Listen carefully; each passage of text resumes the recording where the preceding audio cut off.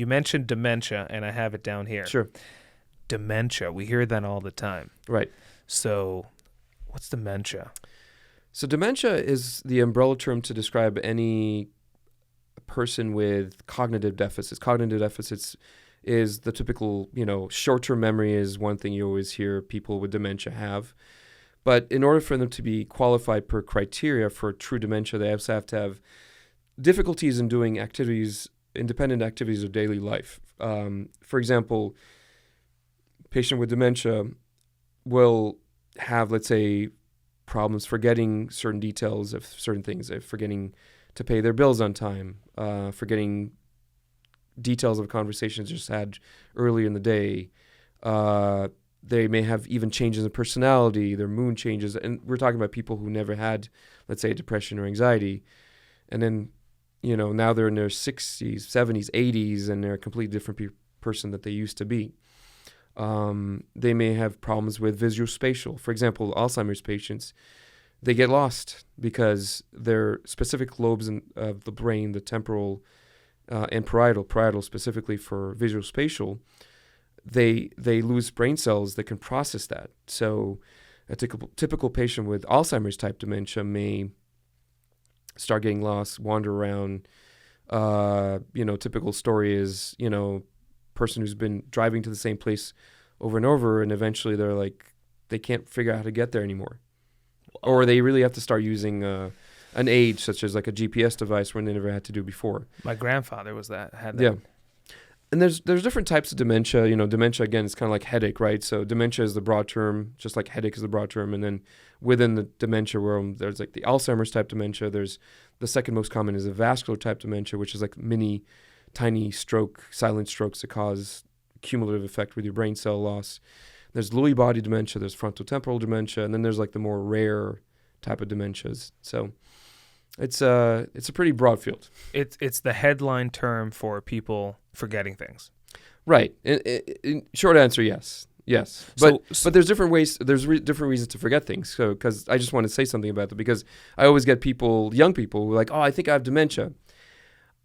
Statistically speaking, very young people, like I'm talking 20s, 30s, 40s, even 50s, to have dementia that age is relatively rare. Unless somebody in your family actually had true dementia in their, again, very young age. That's more of a genetic type of thing, which can happen at a much early age. But when I see a 20, 30, 40-year-old, let's say, with, I'm being forgetful, more likely than not, it's not really a cognitive issue. It's more of an attention issue. And, that's when the questions I ask them about their mental health come into play. I mean, are they depressed? Are they anxious? There's something on their mind that they're not focusing on. They basically not being, like, the new term is mindful.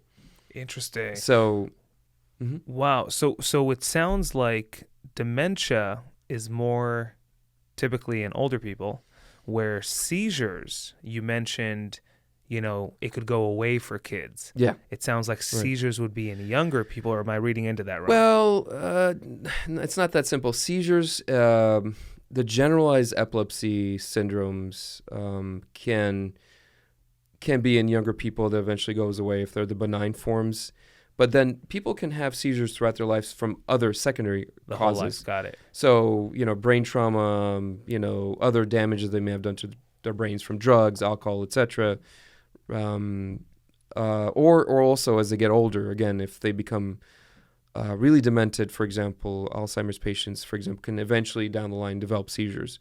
That's a little bit more on the rare side. But yeah, epilepsy is seizures, a little bit on the younger side, but sometimes still on the older side. It's all basically, it's all a spectrum, right? I mean, it sounds like it's all pretty much the same. It all comes. Yeah. Now I get why you deal with all these things. Yeah, because it pretty much comes down to the brain cells. Right.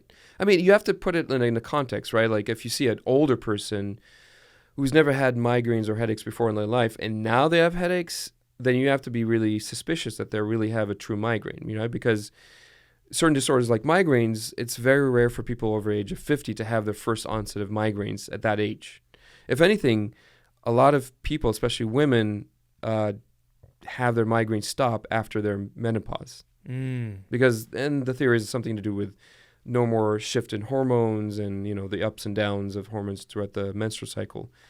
So a lot of females actually have no migraines anymore after. I mean, they may have a different type of headache, but once in a while you still get females who, like, they're in 60s and they still have their same migraines they had when they're younger. But for the most part, it's not. But then if you have a person who never had a migraine or headache, a really bad headache, and now they're in like 60s, you got to be worried about something else, something a little bit more serious.